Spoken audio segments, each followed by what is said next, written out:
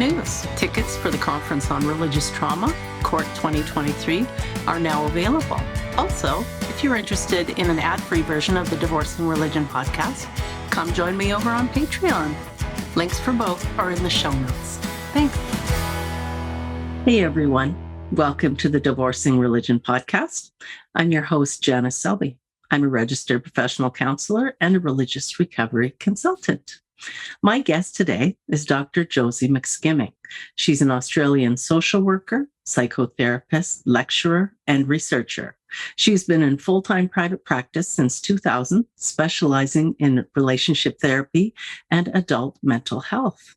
In her book, Leaving Christian Fundamentalism and the Reconstruction of Identity, Dr. McSkimming details the stories of those who have left Christian fundamentalist churches and how they change after they've left.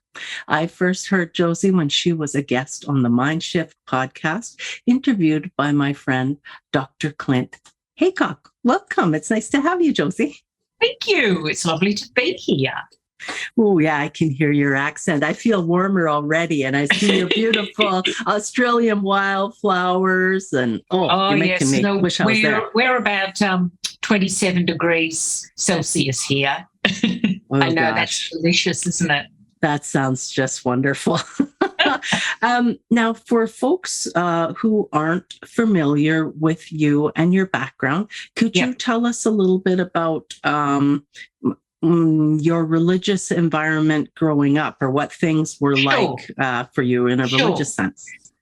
There's always the short story and the long story, isn't there?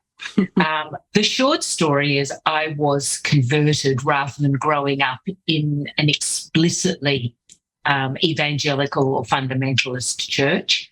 But I was converted young at a Christian camp at age 10 and remained in the church until my mid-40s. So that's a long time. I was extraordinarily persistent, let's say, in my adherence to the Christian walk, the Christian faith, thoroughly inculcated in all the Christian truths, Christian teacher, well, only to women, of course, but we'll get to that. But I was very much immersed in that whole Christian world. My family were, on one side, Jewish, but non-practicing.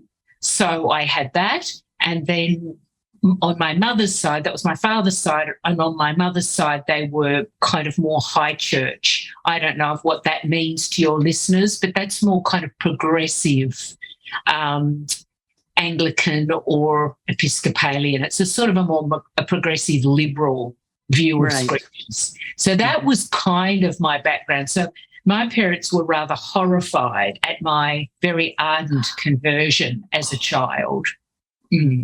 So who had invited you to the church camp? Well, that's an interesting thing because my elder sister had always gone on these church camps, but my elder sister just fell in love on these church camps, mostly with women, and resisted those sort of conversion experiences. She just managed to have these heady love affairs. Oh, dear. I got converted because I was always in the family a rather earnest, conscientious child, needed something for myself. My big sister was the shining light and the star. In fact, the book that I've written includes quite a lot about my elder sister. So it was her invitation to go along to these camps and to have these experiences. But she was kind of more thinking of, the relationships and the love, but I found Jesus to her horror.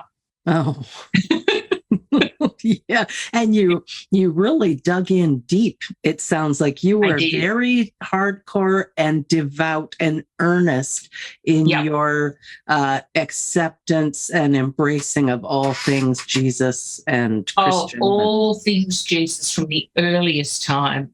And this is why some of this, nonsense around, you were never really Christian or you were never really true Christian is such an absurdity, because I was the truest and the most devout of Christians. through school. I was kind of head of the Evangelical group at school. I was involved in the campus Bible study ministry.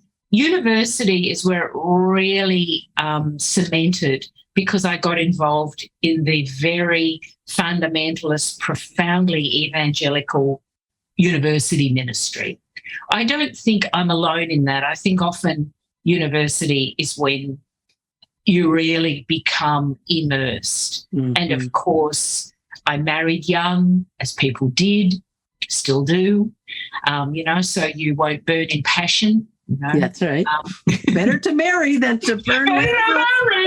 So, married young, had children young, ladies' Bible study leader, Christian counsellor.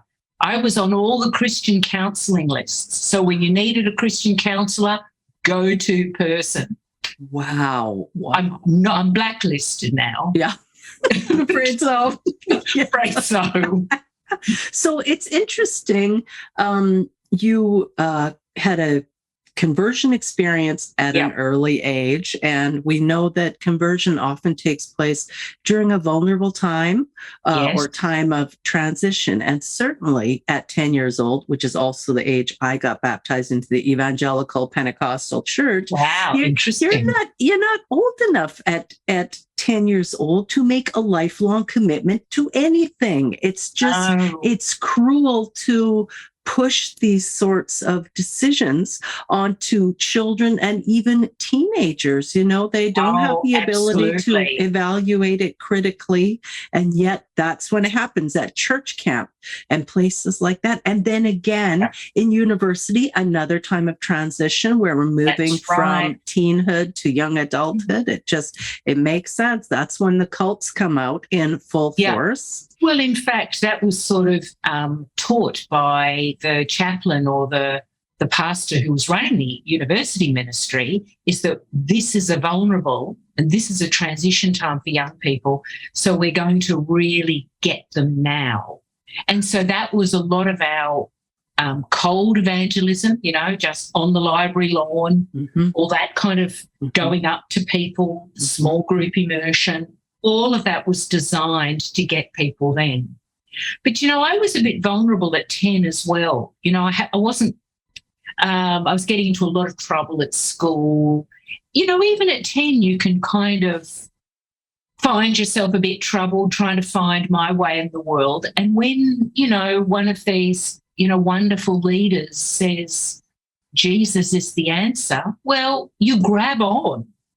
And what they do is they follow up just to keep you immersed. It's that kind of patrolling the boundaries that, goes on and on. Yes. And I think, too, our birth order, if we're the youngest child in the family, we can kind of be at the end. Our parents are very busy taking care of everything and everybody else. I think that's all true. We want to find our way and have a place to belong. And in the wings, waiting in the wings, is an older teenage girl or someone. That was in my case. And she saw me make my way down to the altar. And that was it. I just was love bombed and sucked right in. Love bomb is the thing, isn't it? Yep. So it is interesting, but I've kind of always had remarkably persistent and tenacious. So, but as you well know, that those who were totally immersed in the bosom of Mother Church are often the most ardent ex-evangelicals. I may have been absolutely devout, but, now I'm I'm more of an activist in the other way. Yes, to really assist people recover and to rebuild, after these experiences. Yeah. Oh, gosh. You're just a mirror to me in so many ways, hearing your story and your desire also, just a sense of responsibility now to help others who are making their way out of a problematic system, which can be toxic for a lot of people. Yeah. So I'm not marching down to the front of the church and telling people it's all wrong, but I am waiting outside at the bottom of the church steps to catch people who are thrown out or fumble their way out, you know? Yeah. Good metaphor. That's exactly right. Mm-hmm. And, I certainly see people who still want to stay with some kind of spiritual connection. I don't have an agenda. I'm not trying to push people away from a kind of spiritual journey. As a therapist, you accompany people, you stand beside them, you don't get in front of them and obscure their vision. So I'm very committed to helping them deconstruct the experience that have shaped that very often disabling and limiting and self-harming view of the self. Yes, and letting our clients know or patients know that we believe in their ability to live successful and happy and healthy lives. They just need the tools to do so. And so some of them, they still feel they remain very reliant on an outward source, but I don't see it that way for them. I see that they have what they need, and I want to help them if I can. Quite so. Yeah. So what on earth then brought you kind of out of it? Because you were in hook, line, and sinker. I was in hook, line, and sinker. Well, as I explain in the book that I've written about this, is that exits for people are often very slow. And they often happen over about 20 years. And they often happen through a variety of turning points and catalytic moments. And it's often when you're kind of well out that you can track back. And I mean, I understand them almost as sites of injury. There are very injurious moments that initially you kind of accommodate or paper over or think it's your problem. But eventually there become so many moments of these that you just can't go on. And so for me, it was like that. And then I kind of started to relinquish leadership. Then I started to attend less regularly. Then I started to look for other more progressive congregations. So it was that kind of journey to, in the end, I didn't want to go to any of them. I've even been to shul, to synagogue, to see, do I want to actually go back to not the Orthodox, right, the Reform, but liberal Reform. Yeah. Mm-hmm. I'm not persuaded of that. When you've kind of been a part of a high demand religious community, you're just not quite sure about any more external rules from anybody, no matter how benign. Mm-hmm. So yeah, it's very much a slow process. It's not an argument and you're gone. And I think this is how I see people in therapy, and also sort of friends and colleagues, really, is that it's very much these turning points. And, in understanding what happened to me, who do you look to but French philosophy? And I kind of tried to understand what had happened to me, really, kind of along the lines that Michel Foucault writes about power. Because he writes about power, yes, it can be centralised. Yes, it can be authoritarian. It can be, the king from on high or the minister from on high telling everybody what to do. But it also, often more insidiously, can be decentralised. It can be dispersed through the community, through the whole social body. And I started to understand that not only was I a recipient of this kind of power and control, I was also active in perpetuating it. And all of us are implicated in this process of keeping people under the power of this system. And of course, Michel Foucault famously talked about the gaze and the panopticon, where you don't realise when you're being looked at, through this sort of architectural structure. You don't know if you're being looked at, so you always behave yourself. They used it for prisons. With this central observation tower where you just didn't know if you were being looked at, so you engaged in this kind of surveillance. And I understood that that's what we were all subjected to, this really destructive form of internal self-surveillance. You were always monitoring your behaviour and monitoring others. So, and when you start to realise that's going on, you can start to take a position about whether that's okay or whether that's not okay. And over time, I clearly thought this is not okay.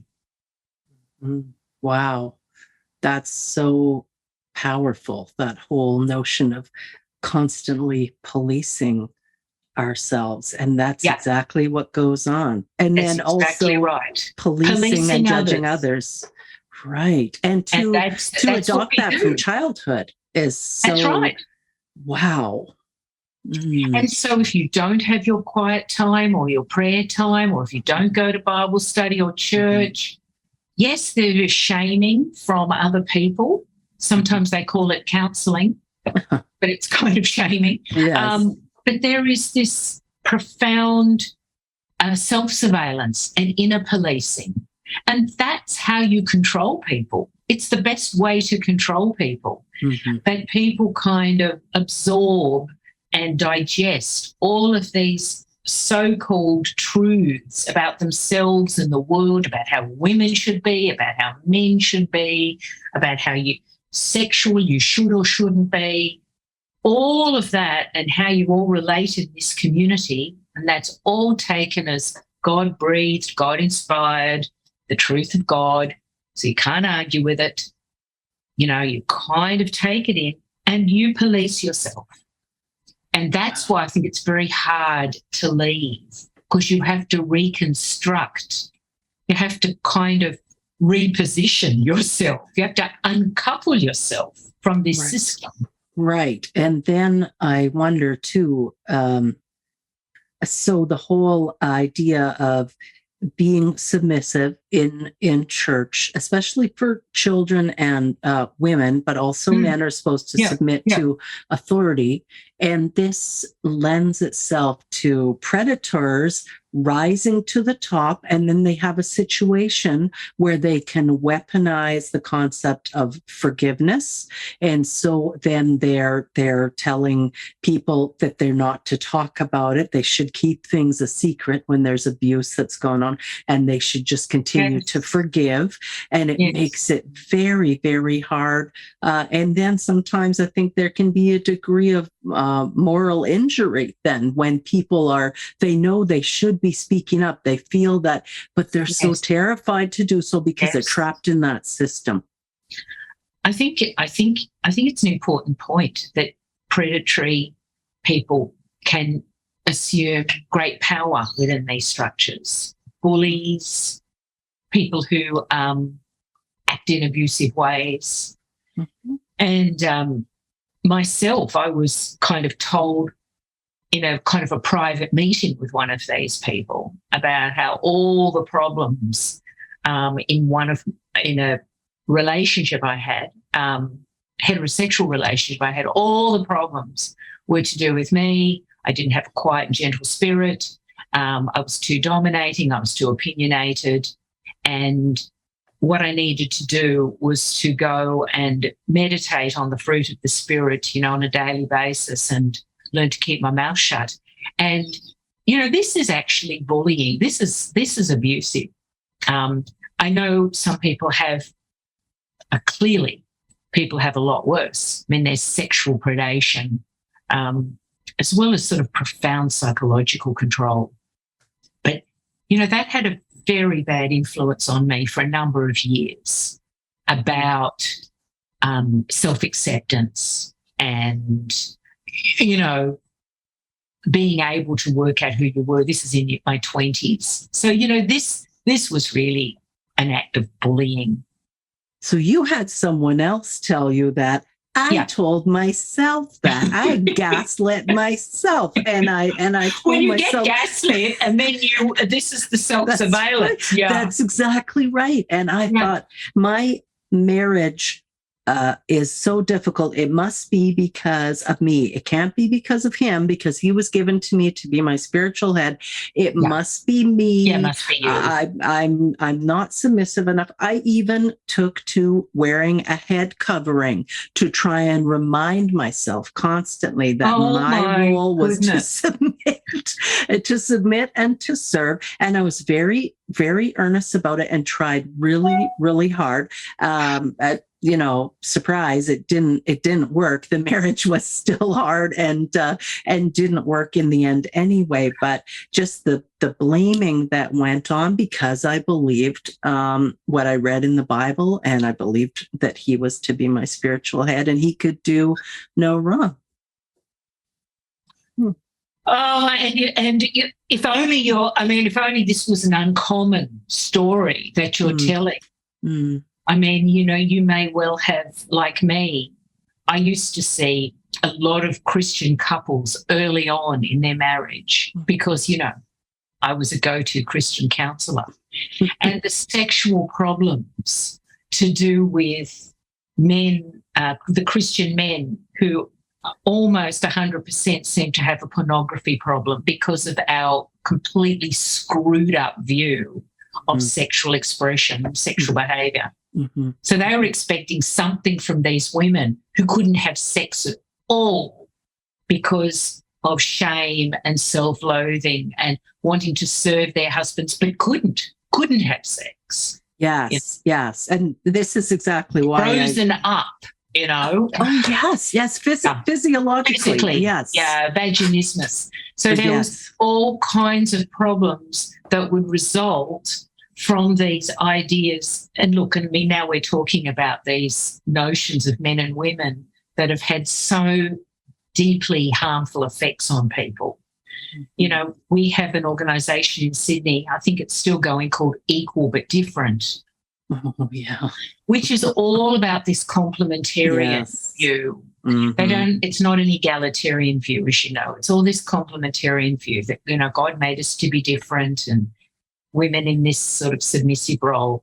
And it's mischievous, it's harmful, it leads to sexual abuse, it leads to physical abuse. It's there's some interesting research that's been done here about domestic violence and family violence within the church being very much linked to this teaching, because the predatory and the abusive behaviour goes under the radar and it's all happening in the home. Oh, yeah. Where you've got to keep your mouth shut. Yes. And this is one reason why I recently hosted the Shameless Sexuality, Life After Purity Culture online conference. And I had many experts speaking at that event. And there was a lot of crossover, certainly with the religious trauma and the purity culture and how people's bodies and minds are negatively impacted by that indoctrination. And tickets, people can still purchase recordings from that. I'll have links in the show notes, but it's such an important topic, and I don't think it gets spoken about enough. So then I don't either. Yeah. You found your way out over about a 20-year span. Yep. Did your marriage survive? Well, incredibly, it has. And I think I'm kind of one of the lucky ones. Married at 21 and all of that. But I think it's because my husband started working in a Christian organisation as I was, because, service, doing the right thing, etc. And his was different to mine. Mine was a kind of a counselling one. His was kind of more in financial services. And he started to see the same horrors that I was seeing, but played out in a different Christian organisation, the hypocrisy, the bullying. And we didn't really talk about it, but we were both on this exit journey. And, often you don't dare talk about it because of shame, because of guilt, because of fear. huge fear. And eventually we did start talking about it, that we were both exiting, and we both started reading about different views about men and women in the church. We were told not to read those books, but we read them anyway. So we became subversive together.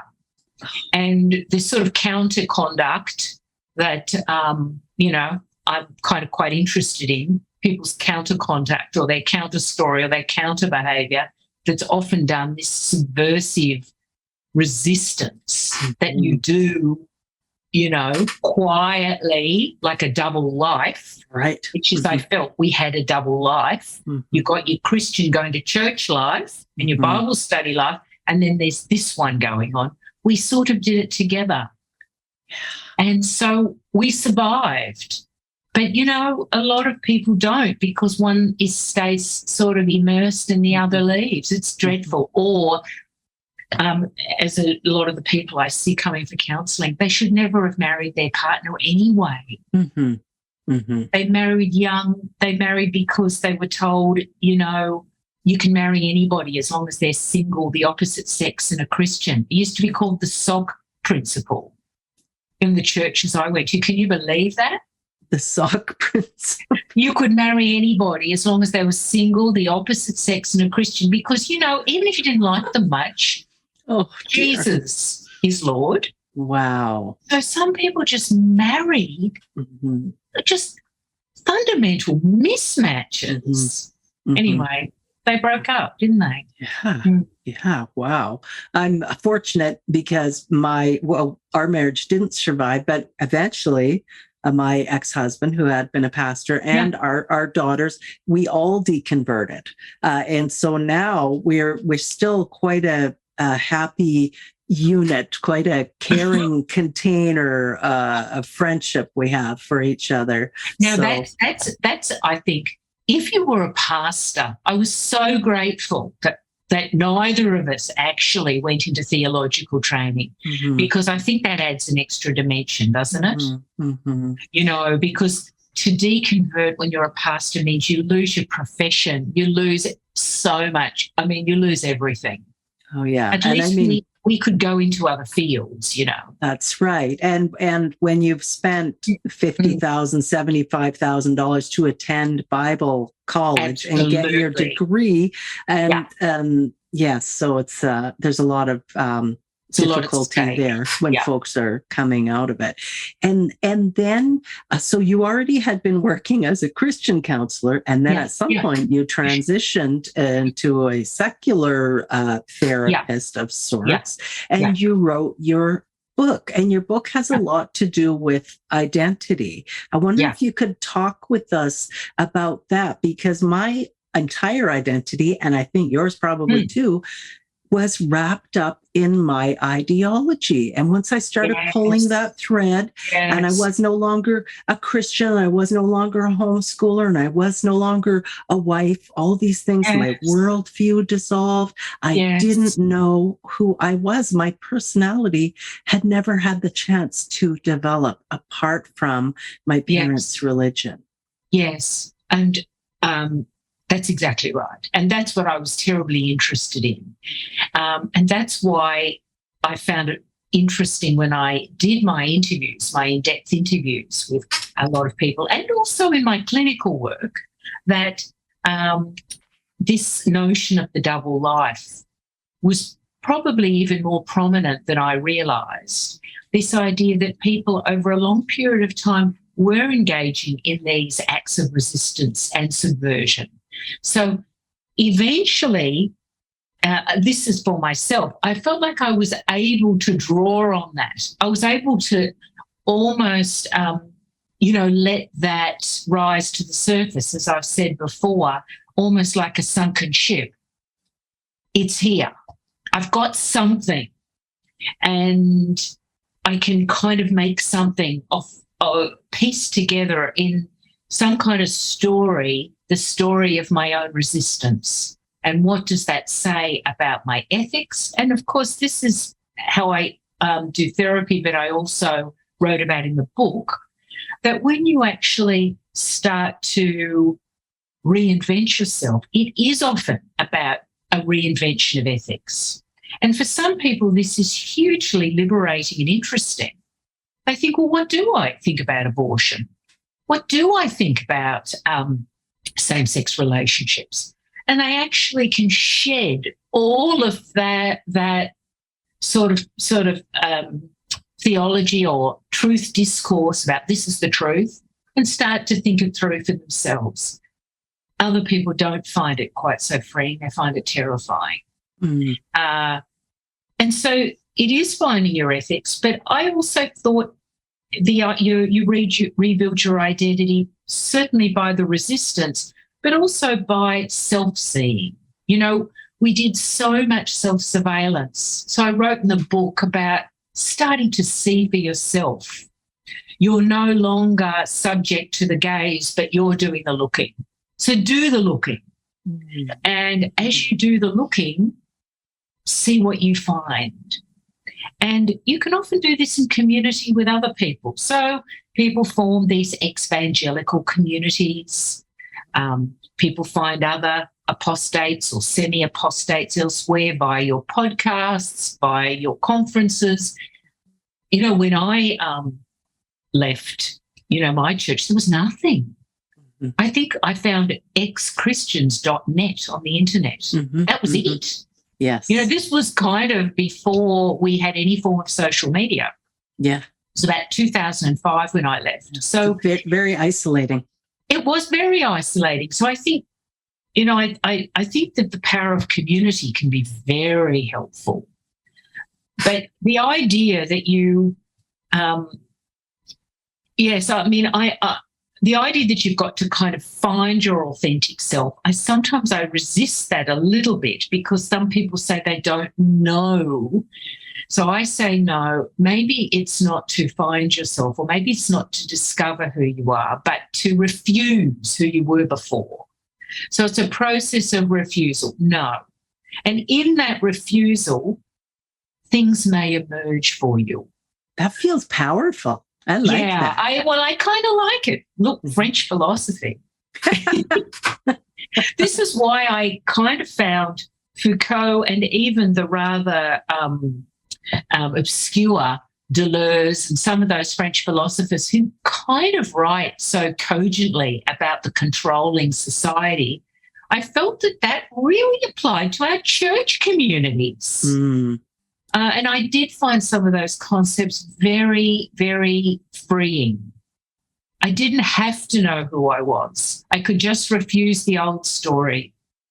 And then eventually I found the things that mattered to me, what I really value, what I really hold dear. What are my most important considerations? And some of them are the same as when I was a Christian. And that is, I do want to be involved in things that are worthwhile and meaningful. I do want to help people, just not quite the same way. Right. Yes. And so when I'm working with clients, I call that aspect values clarification. And we can take a look at what was important to us before and what's important to us now. And that can be really scary for people. Sometimes they even have to start as simply as going to a store and wandering down the aisle in the clothing store and thinking, do I like that? Do I like that? Do I like that color? And just trying to figure out from the basics what they like. Well, because we were told in the 80s and the 90s, you're not allowed to wear leggings and you're not allowed to wear this, you're not allowed to wear that. You were wearing a head covering. I mean, you have to kind of find your own style again, don't you? Today, my style is grunge from the 90s. Oh, dear. Wow. Yeah, it's now I find I'm living life in such a more expansive and curious manner. Before it was very fear and judgment oriented. Yeah. Now I can be curious. I can pull up to that buffet table of life and I can take a bite of everything and I might go back for seconds or I might not want more. And that's okay. I don't even have to judge it. And I think that's kind of how we do rebuild. that you can actually present yourself. Once you've uncoupled yourself, just kind of gently from the kind of these chains of some of these theological truths, so-called truths, you can actually front up and start to sift and accept and discard. Having said that, things do persist, though. Fear of hell can persist for people. Oh, that's a big fear one. of judgment, fear of what people thought of me. This persisted for me for ages. I remember writing letters to the metropolitan newspaper in Sydney, kind of really protesting about the church's attitudes towards gay people and same-sex marriage. And I was scared. The old judgment. But what I've discovered as well is that I thought maybe people would kind of try and reach out to me and convert me again. But I don't know what your experience is, Janice, but I found that I was just wiped, that nobody reached out really, maybe very sort of, in a very piecemeal way. But mostly it was as if I just didn't matter and the water's over the top of your head. And I do know that people say don't go to her for counselling or don't listen to anything she says. But I certainly, it's not as though people are reaching out to me with any degree of concern or interest. No. I didn't have to be scared. I was just kind of, ostracised, irrelevant. Yeah. What I tell myself is that a lot of folks who remain entrenched in religion, they fear that apostasy may be contagious. Oh, and definitely. So rather than trying to come after me, and I did have a couple, but sure, not many. I thought for sure someone would notice my absence when I had led Bible studies and all those sorts of things. But nope, it was. Well, did you leave suddenly? Suddenly? Yes, but we'd had a year or two of just calamity after calamity hitting our family. And then the final straw was our youngest daughter was afflicted with a life-threatening illness. And I just could not explain that away. And so at that point, I thought, I've bet on the wrong horse. God must be in one of these other religions because he's sure not here. And then I started exploring other groups, and I've spent a number of years in the New Age community until then I realized there's dogma and there's issues there, and I just don't need any of it to live a happy life. Isn't that interesting? Yeah. They're as you say, when these things happen, you certainly do say, where is God? And all of the usual ways that we talk ourselves through things, all of those usual circular arguments and apologetics and things that I never even believed. I taught others about why is there evil and why do bad things happen. But when the bad thing really happens to you, I mean, when my sister died, this wonderful sister I've spoken about, when she died, that was it for me. That's when I stopped everything because she was gay and I wasn't going to go down that road that she's going to hell. Right. I said, right, that's it. This is errant nonsense. Mm-hmm. Mm-hmm. Yeah. It's like not throwing the baby out with the bathwater. It's like you drain the bathwater and find there was no baby in there to begin with. The whole thing is just, it's not going to work for you. I think I might use that.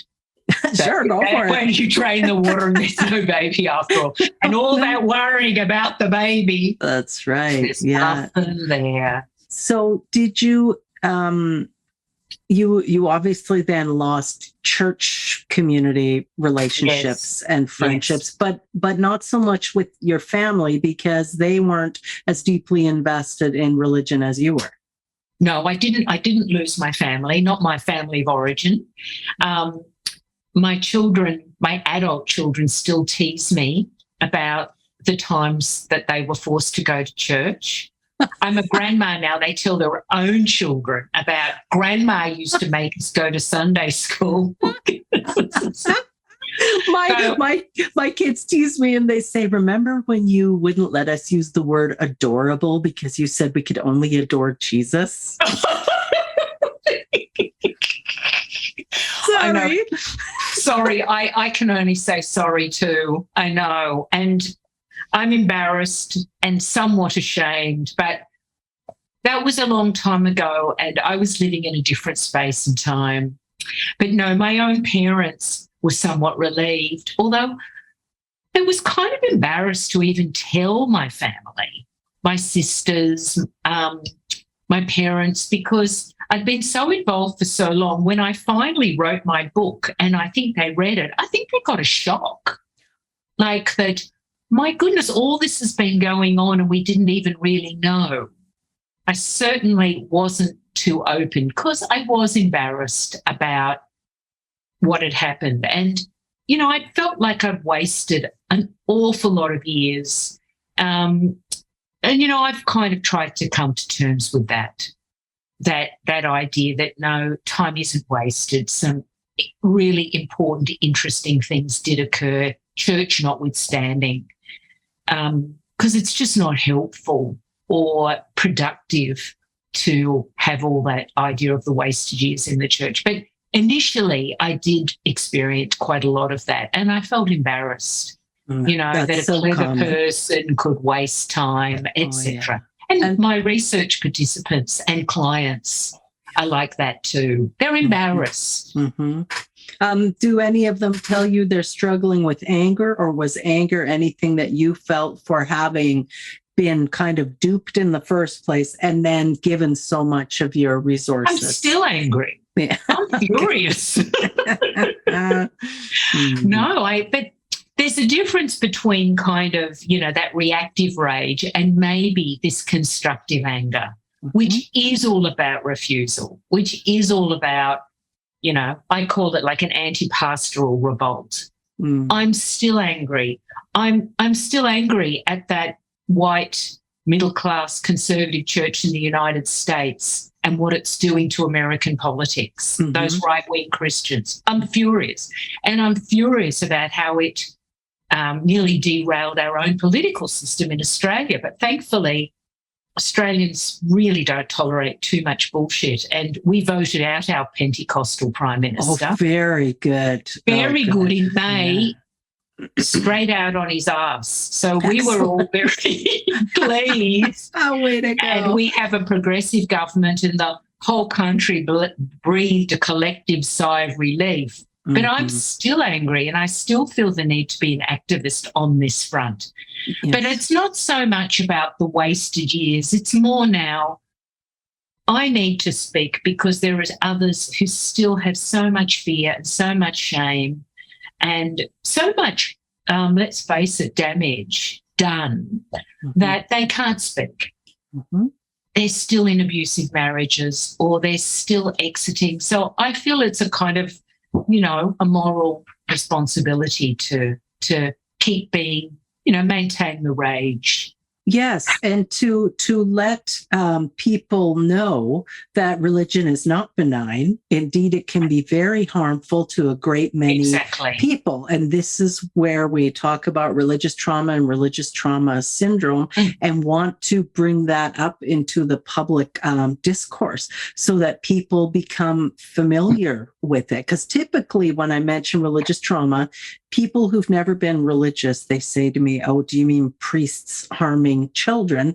And I say, well, that's certainly one form, but no, I'm talking about something far more pervasive than that. And invisible and insidious and, you know, often regarded as much more benign than yes. And certainly I hear from people who are still believers and they wonder, well, where do I get my morals from now since I'm no longer a believer, as if their church and their Bible has the market cornered on morality. And I feel like if Janice, we were taught that. I remember being taught that and at university in my churches, that if there is no God, there is no morality.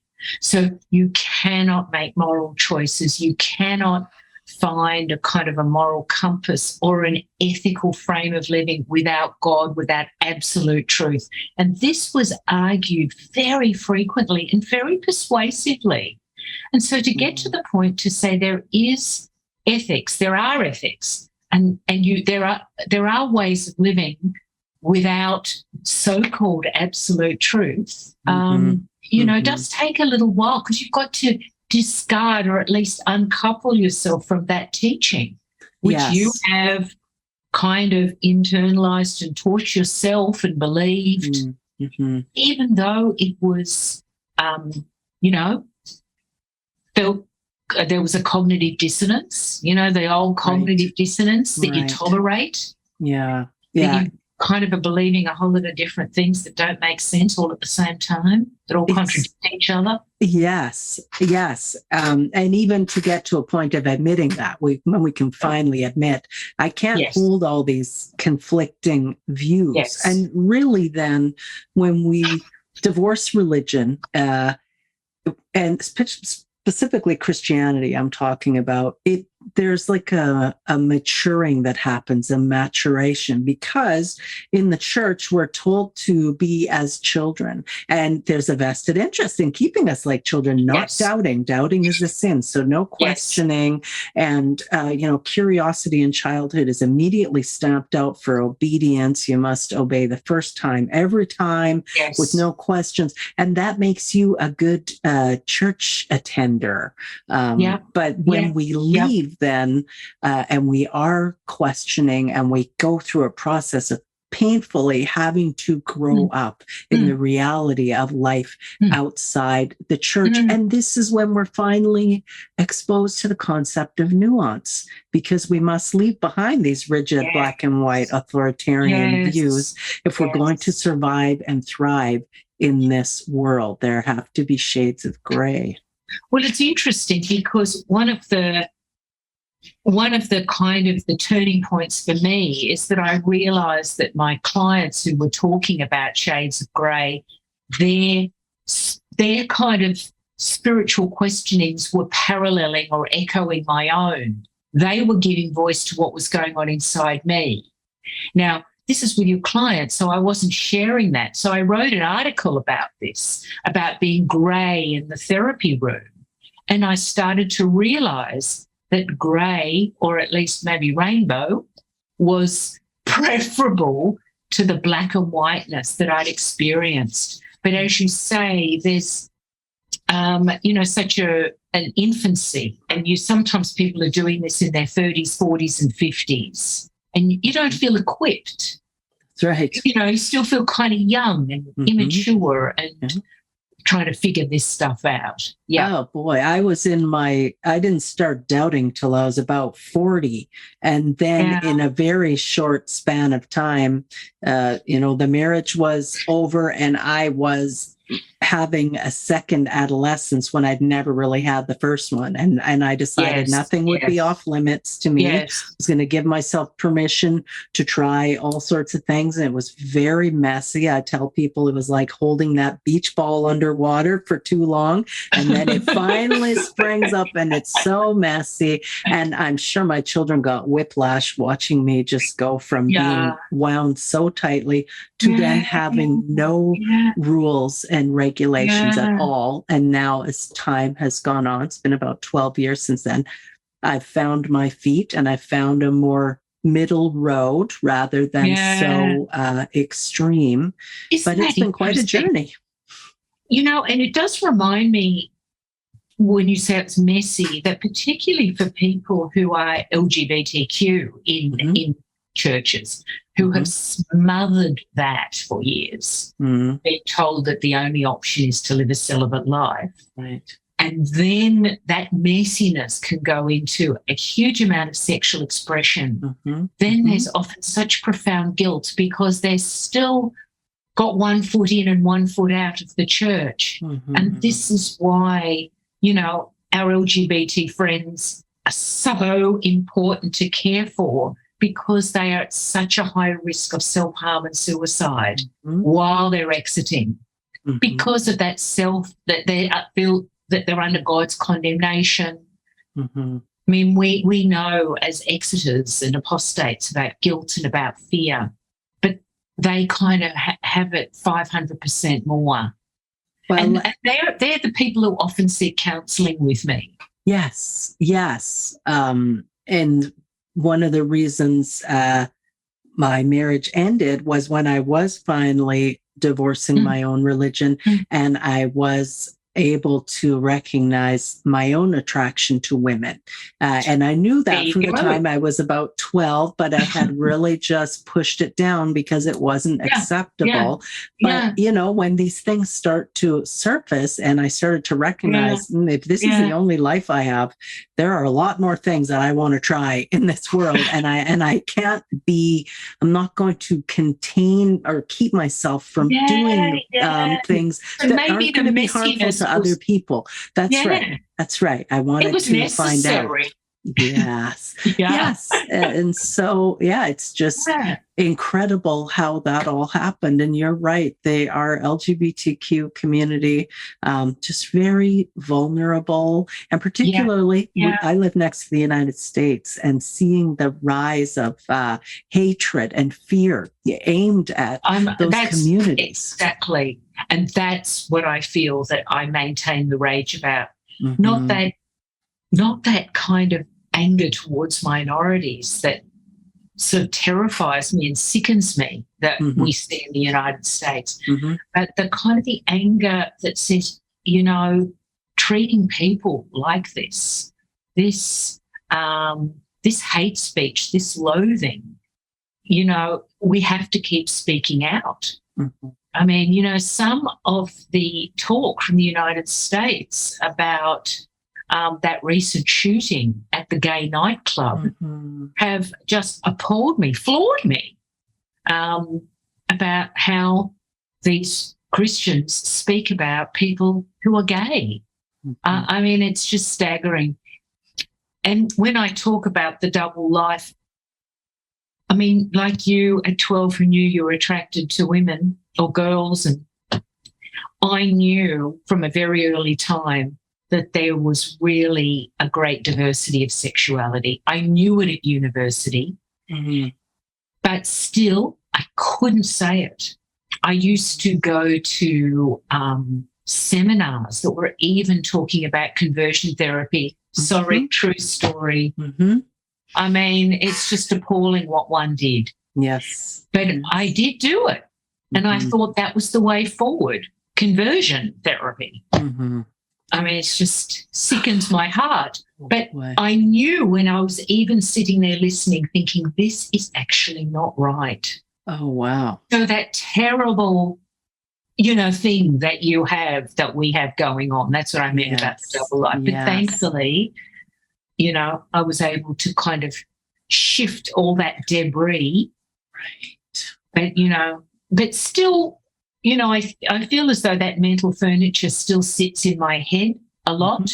That the old judgment stuff, the old fear of hell, fear of God, fear of punishment. It kind of ebbs and flows a bit, and I'm many years out. Right. Oh, I'm so glad to hear you say that, because I think people have a fantasy that it's just like flipping a switch, but it's not. It's like grief. You have grief showers, they'll kind of erupt, and then they pass on, and you've got some calmer waters again. But that does happen. I feel that with grief the anger showers too. Yes, you've got a great you've got some great metaphors.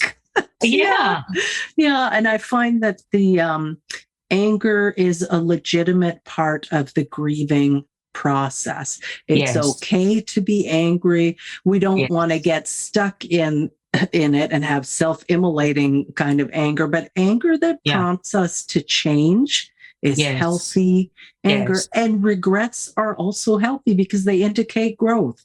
They show where we've grown. Point. And anger often talks about boundary violations, which is very important, because when we're in the church, there's a lot of boundary violations, but we kind of become inured to them. We ignore them. Right.